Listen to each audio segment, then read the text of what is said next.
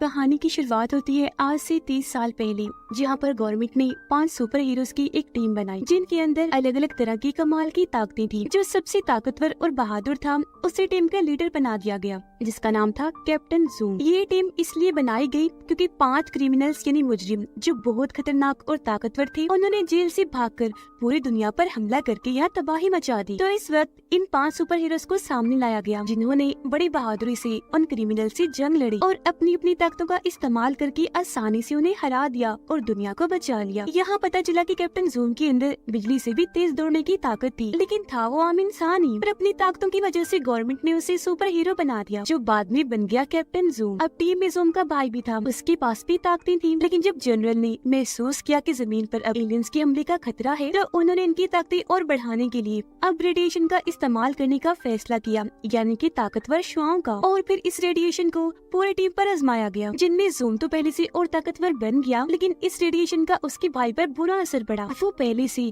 कई ज्यादा गुस्से वाला बन गया, उसे गलत गलत सोचें आती थी और वो फिर बुराई के रास्ते पर निकल पड़ा। उसने फिर अपनी टीम के बारे में गलत सोचना शुरू कर दिया कि इन्होंने मेरा बहुत सारा नुकसान किया है। इसी वजह से उसने अपने ही लोगों से लड़ाई कर ली और 3 सुपर हीरोज को मार दिया। अब जब जूम को महसूस हुआ कि मेरा भाई बुराई की हदें पार कर रहा है, बहुत खतरनाक बन चुका है, तो उसने अपने भाई से लड़ाई की और उसे हराकर पहाड़ों में एक ऐसी जगह पर बंद कर दिया जहाँ से वो कभी बाहर नहीं आ सकता था। लेकिन अब 30 साल गुजर जाने के बाद जूम अपनी ताकतें खो चुका था और बिल्कुल एक आम इंसान बनकर रहने लगा। और अब 30 साल के बाद एक साइंटिस्ट ने पता लगवाया कि जहाँ पर जूम ने अपने भाई को कैद किया था, वो वहाँ से निकलने की तैयारी कर चुका है। हैरानी वाली बात कि इतने सालों में ना तो उसकी मौत हुई, ना ही उसकी उम्र बढ़ी, वो आज भी जवान है। वजह ये थी कि वो बहुत ताकतवर था, इतना तेज कि वक्त को भी पीछे छोड़ दी। अब साइंटिस्ट को इस बात की फिक्र थी कि जूम का भाई पहले जितना ही ताकतवर है और उन ताकतों के साथ ही वो बाहर आएगा और अपने भाई से लड़ेगा, उसे बदला लेने के लिए और दुनिया को तबाह करने के लिए। पर करें बात जूम की, वो तो अपनी ताकतें खो चुका है। तो उसका मुकाबला करने के लिए जनरल अपने ही सुपर हीरोज बच्चों की टीम तैयार करने का फैसला करते हैं, जिनके अंदर भी हैरान कुन अलग किस्म की ताकतें पाई जाती हूँ। पर उनके पास सिर्फ 12 दिन का ही टाइम था, क्योंकि 12 दिन के बाद जूम का भाई वहाँ से निकलकर बाहर आ जाएगा। जाहिर है ये टाइम कम ही था, तो इतने कम वक्त में बच्चों को अच्छे से ट्रेन जूम के अलावा और कोई नहीं कर सकता था। पर जनरल ये भी जानते थे कि जूम इसके लिए कभी नहीं मानेगा, इसलिए उन्होंने कैसे भी करके जूम को यहाँ लाने का हुक्म दे दिया, फिर चाहे उसे जबरदस्ती ही क्यों न लाया जाए। उधर जूम आम जिंदगी गुजार रहा था जैक बनकर। उसके पास सिर्फ इतनी ही ताकत बची थी कि वो बस अपनी उंगली से कॉफी फेंट कर तैयार कर लेता था। अब यहाँ जूम यानी जैक के पास साइंटिस्ट और उनकी साथी जो डॉक्टर थी, वो उसे लेने के लिए पहुँच गए। वो कहते हैं कि चलो आपको सुपर हीरोज तैयार करने हैं, पर उसने ये कहकर मना कर दिया कि अब इस दुनिया को नए सुपर हीरोज की कोई जरूरत नहीं है, क्योंकि हर लिहाज से दुनिया महफूज है, यहाँ कोई खतरा नहीं। अब वो लोग जानते थे कि जैक इतनी आसानी से नहीं मानेगा, इसलिए साइंटिस्ट ने उसे बेहोश करने वाला इंजेक्शन दे मारा। वो उसके सीने पर लगा, जिससे जैक बेहोश हो गया और ये लोग उसे अपने साथ ले आए। यहाँ साइंटिस्ट और जर्नल ने फैसला किया कि हम जैक को उसके भाई के बारे में कुछ नहीं बताएंगे, क्योंकि जब उसे पता चलेगा कि मेरा भाई जिंदा है, तो हो सकता है वो एक्साइटेड और जोश हो जाए और उससे लड़े ही ना। इसके बाद हमें दिखाई गई सुपर हीरोज की छोटी नई टीम, जिनमें सबसे छोटी 6 साल की बच्ची थी। उसके पास ये ताकत थी कि वो कोई भी भारी चीज आसानी से उठा लेती थी। अब उसके पास ये ताकत तो थी ही, लेकिन कैसे भी करके वो सुपर हीरो के टेस्ट को पास करना चाहती थी, जिसके लिए बहुत सारे बच्चों को यह टेस्ट के लिए बुलाया हुआ था। लिस्ट में अगली 16 साल की एक लड़की थी, जिसके दिमाग में इतनी ताकत थी कि वो बस दिमाग के जरिए ही किसी भी चीज को उठाकर इधर से उधर कर सकती थी। स्कूल में बाकी बच्चे उसे परेशान करते थे, इसीलिए वो सुपर हीरोज की टीम में शामिल होना चाहती थी। अगला एक लड़का था जिसके पास गायब होने की ताकत थी। इस ताकत का फायदा उठाकर वो बहुत मस्ती करता था, क्योंकि बार बार गायब होकर वो लोगों को हैरान करता और खुश होता था। एक बच्चा था 12 साल का, जिसके पास सबसे अलग ही ताकत थी। वो अपने जिस्म के किसी भी हिस्से को फुलाकर बड़ा बना सकता था। अब लैब में जब जैक को होश आई, तो उसके सामने 2 ऑप्शन रख दिए जाते हैं। एक, ये तो वो सुपर हीरोज की टीम को ट्रेन करे। दूसरा, कि अगर वो ये नहीं करता तो झूठे इल्जाम में उसे जेल भेज दिया जाएगा। अब जैक को यहाँ मानना ही पड़ता है, क्योंकि उसके पास और कोई रास्ता नहीं था। अब जैक मिलता है साइंटिस्ट के साथ ही डॉक्टर से, जो उसके कैप्टन जूम होने की वजह से उसकी दीवानी थी। वो इतनी बड़ी फैन थी, इतना उसे पसंद करती थी कि उसने जूम के बारे में सारी किताबें पढ़ ली थी जो लिखी गई थी। अब जब जैक को नई सुपर हीरोज की टीम दिखाई गई, तो वो काफी हैरान रह गया कहता है, अरे ये क्या छोटे छोटे बच्चे, मुझे यहाँ सुपर हीरोज की टीम तैयार करनी है, ये बच्चों के खेलने की टीम, ये क्या करवा रही है भैया आप मुझसे। जिस पर साइंटिस्ट उसे कहता है कि भले ये देखने में बच्चे हैं पर इनके पास अनोखी ताकतें हैं। जो कहकर वो उसे हर बच्चे की ताकत के बारे में बताता है। डॉक्टर भी जैक को कहती है कि आपको इन बच्चों को ऐसे ट्रेन करना है कि इनकी ताकतें ट्रेनिंग से ही और बढ़ जाए, क्योंकि इन पर हम उस रेडिएशन का इस्तेमाल नहीं कर सकते, क्योंकि जाहिर है ये बच्चे हैं तो इसका बुरा असर भी पड़ सकता है। इसके बाद बारी बारी सारे बच्चे आकर अपनी अपनी ताकतें दिखाने लगे। जैसे कोई बच्चा बहुत तेज पलकें चिपका सकता था, तो कोई इतना ज़हीन था कि पढ़ाई में मास्टर निकला। जिसके बाद आखिरकार उन्हें 4 बच्चों को सुपर हीरो बनने के लिए चुना गया, जिनकी ताकतें मैं आपको बता चुकी हूँ। अब पता चला कि जैक की भाई की वापस आने में बस 9 ही दिन बाकी रह गए हैं। साइंटिस्ट और जनरल आपस में बात करते हैं। जहाँ वो बच्चों की टीम से तो बहुत खुश थे, लेकिन साथ में उन्हें इस बात की फिक्र भी थी कि जैक इतने कम टाइम में बच्चों को ट्रेन कर पाएगा भी या नहीं। जनरल तो बच्चों को इतनी जल्दी तैयार होता दिखना चाहता था कि वो तो बच्चों पर रेडिएशन को भी आजमाने के लिए तैयार था, पर नुकसान न हो जाए इस वजह से साइंटिस्ट ने ऐसे करने से मना कर दिया। अब शुरू में तो बच्चों ने जैक पर इतना ध्यान नहीं दिया, बस ये समझा कि ये हमें ट्रेन करेगा। लेकिन जब डॉक्टर सबको ये बताती है कि असल में जैक की कैप्टन ज़ूम है, तो सारे बच्चे काफी खुश हो गए, क्योंकि वो भी उसके फैंस थे। आकर उसके पास आ जाते हैं, सिवाय गायब होने वाले लड़के के, क्योंकि उसे अभी भी उस पर शक था। अब जैक, साइंटिस्ट और डॉक्टर मिलकर बच्चों की ताकतों को देखने लगे। वजन उठाने वाली बच्ची जो सिर्फ 6 साल की ही थी, उसने भारी से भारी वजन उठाकर सबको हैरान कर दिया। पर जैक को यहाँ वो बच्ची खास पसंद नहीं थी, क्योंकि वो बहुत बोलती थी, हर वक्त जैक से बातें करती रहती थी। गायब होने वाला लड़का यहाँ उन लोगों को काफी परेशान कर रहा था, क्योंकि जब कोई उसके पास आता उसकी ताकत देखने वो वहाँ से गायब हो जाता। अब एक दिन जैक ने डॉक्टर से पूछ लिया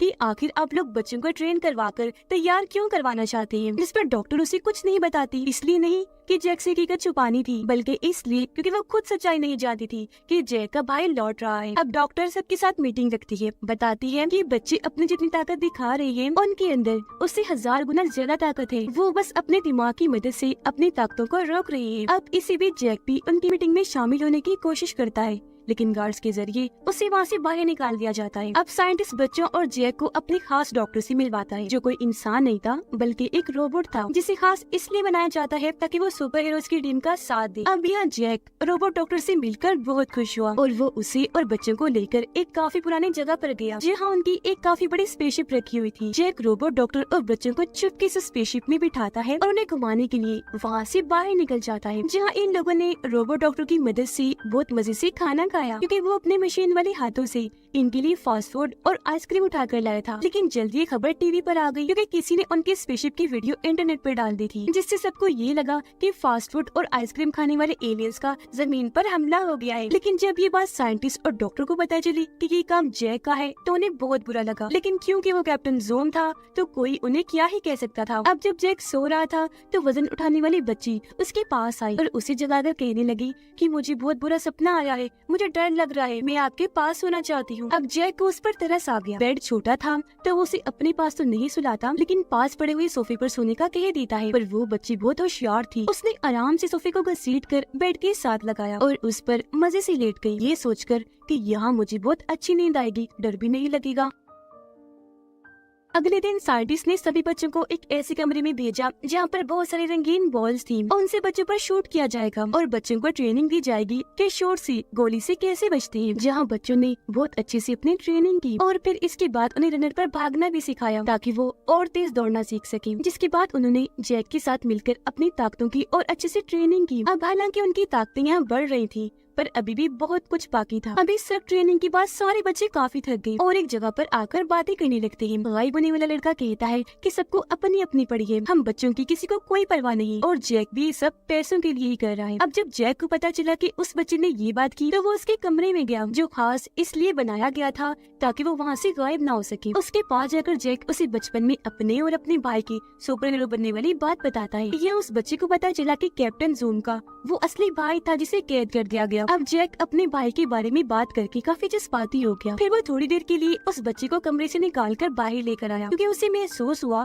कि इस बच्चे के पास गायब होने के अलावा कोई और ताकत भी है। इसलिए जैक उसे कहता है कि अपनी आंखें बंद करो और ध्यान लगाकर गौर करके बताओ कि वो लड़की जिसके पास दिमाग की ताकत है वो इस वक्त कहाँ है और क्या कर रही है। उसने ऐसे किया और सच में उसे दिख गया कि वो लड़की कहाँ है और क्या कर रही है, जिस बारे में उसने जैक को बताया कि वो अपने कमरे में है और डांस कर रही है। अब ये भी तेज दिमाग की एक ताकत होती है जो बहुत ही कम लोगों के पास पाई जाती है, इसलिए ऐसे लोगों को खास समझा जाता है। इस वजह से जैक बहुत खुश था और क्योंकि इस लड़के के पास दो ताकतें थी, इसलिए वो उसे टीम का लीडर बना देता है। फिर जैक डॉक्टर के पास गया और उसे कहता है कि बच्ची काफी अच्छे से ट्रेन हो रही है और तुम भी काफी अच्छा काम कर रही हो, बहुत खूब। अब अपनी ये तारीफ जैक के मुंह से सुनकर डॉक्टर खुशी से लाल हो जाती है। इसके बाद जनरल और साइंटिस्ट अपनी टीम के साथ उन पहाड़ी इलाकों में पहुंच जाती है जहाँ पर ज़ूम की बाइक को कैद किया गया था। वो उस रास्ते के पास खड़ी थी जहाँ से उसे भेजा गया, क्योंकि उन्हें यकीन था कि ज़ूम का भाई इसी रास्ते से वापस लौटेगा। अब यहाँ साइंटिस्ट ने एक रोबोटिक जाल बनाया था। उसका पूरा प्लान था जिसमें वो बच्चों की मदद से ज़ूम की बाइक को इस जाल में फेंकेगा, जिससे उसे रोका भी जाएगा और वो वापस अपने असली रूप में आ जाएगा। यानी जो बुराई उसके अंदर है,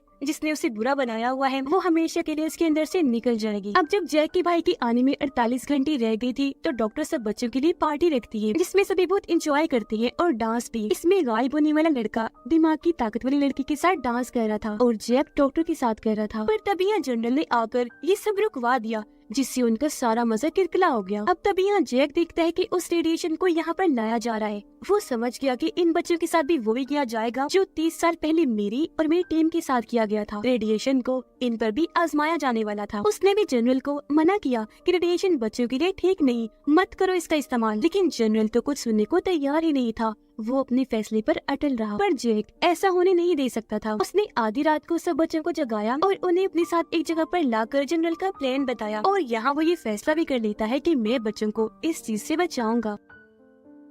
यह अगवाई बने वाले लड़के ने फिर से अपना दिमाग लगाया, जहाँ उसका दिमाग अब उस जगह पर पहुंच गया जहाँ सभी साइंटिस्ट और डॉक्टर थे। और उसे यहाँ पता चल गया कि ये सब कुछ दरअसल जैक के भाई को मारने के लिए किया जा रहा है, क्योंकि वो वापस लौटने वाला है। और ये सब कुछ वो जैक को भी बता देता है। अब जब उसे पता चला कि मेरा भाई जिंदा है, तो उसे यकीन ही नहीं आया। वो बच्चों को वापस भेजकर जनरल के पास पहुंचा और गुस्से में इस सब के बारे में सवाल करने लगता है, जिस पर जनरल कहता है कि हाँ, तुम्हारा भाई जिंदा है जो अगले 2 घंटों में बाहर आने वाला है। यहाँ जैक जनरल को समझाने लगा कि बेशक उन बच्चों के पास ताकतें हैं, लेकिन मेरा भाई भी इतना खतरनाक है कि बच्चे उसका सामना नहीं कर पाएंगे, इसलिए प्लीज मत करो ऐसा, रोक दो इस मिशन को। पर यहाँ जनरल बजाय उसकी बात मानता, वो जैक को ही कमरे में बंद करवा देता है। उधर डॉक्टर सभी बच्चों को छुड़वा कर अपने साथ साइंटिस्ट के पास ले जाने लगी, पर जनरल के कुछ डॉक्टर्स उनका पीछे करने लगते हैं, जिस वजह से पीछे मुड़कर डॉक्टर जोरदार फूंक मारती है, जिससे हैरत वो सभी डॉक्टर्स उड़कर दूर जाके गिरते हैं। यानी कि इस डॉक्टर के पास भी ताकत थी। इसके बाद वो डॉक्टर बच्चों को लेकर जैक के पास गई, उसे भी आजाद करवाकर स्पेसशिप में बिठाया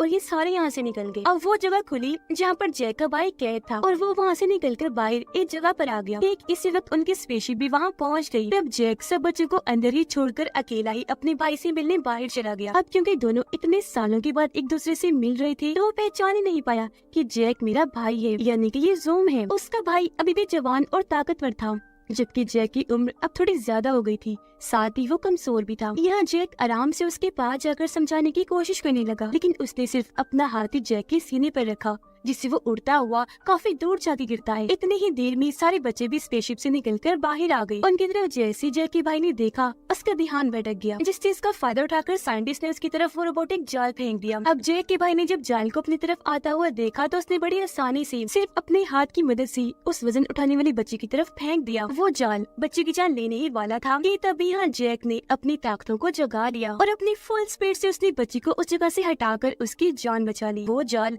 दीवार से जाकर टकराया और पूरी दीवार तबाह हो गई, जिसके बाद जैक अपनी सुपर स्पीड का इस्तेमाल करते हुए सिर्फ 5 सेकंड्स में लैब गया और अपना सूट पहनकर वापस भी आ गया। अब यहाँ साइंटिस्ट उन्हें बता देता है कि अगर जैक के भाई को उस रोबोटिक जाल में फेंक दोगे तो वो पहले जैसा हो जाएगा, तो अपना ये काम जल्दी से कर लो। जिसके बाद गायब होने वाले बच्चे ने बार बार उसके पास जाकर गायब होकर उसका ध्यान भटकाया और दिमागी ताकत वाली लड़की ने बहुत सारे पत्थरों को अपने कंट्रोल में करके हवा में उठाया और उसके भाई की तरफ फेंक कर दे मारे। बोलने वाले बच्चे ने अपना पेट बड़ा करके उसकी मदद से जैक के भाई को जोर से मारा, जिससे वो हवा में काफी ऊपर उड़ गया। ये देखकर वजन वाली बच्ची ने एक खंभे के जरिए उस पर कई बार खतरनाक हमले किए और उसे डॉक्टर की तरफ भेज दिया। डॉक्टर ने यह जोरदार फूंक मारी और आखिरकार वो रोबोटिक जाल में गिर ही जाता है। कुछ ही देर में सारी बुराई उसके अंदर से निकल गई और वो वापस अपने रूप में आ गया। वो बाहर आया जहाँ उसे अपनी गलतियों की शर्मिंदगी थी, पर उसे माफ कर जैक उसे गले से लगा लेता है। जिसके बाद ज़ूम साइंटिस्ट के साथ मिलकर अपनी नई सुपर हीरोज की टीम बनाता है जिसमें ये सारे लोग शामिल थे। और अब वो यहाँ अपनी स्पेसशिप में बैठकर वहाँ से उड़कर वापस आ जाते हैं। वो अपनी इस कामयाबी पर बहुत खुश थे क्योंकि उनका मिशन भी पूरा हो गया था और जैकी भाई को भी मरने से उन्हें बचा लिया था, वापस उसे अच्छा इंसान बना दिया था। ये फैसला भी किया गया कि आइंदा की बात रेडिएशन का इस्तेमाल नहीं किया जाएगा, बस ट्रेनिंग के जरिए ही ताकतों को बेहतर बनाया जाएगा। और अब ये सब जोन के साथ काम करने वाले हैं जो आने वाले किसी भी खतरे से मिलकर लड़ेंगे। इस फिल्म की कहानी यहीं पर खत्म हो जाती है।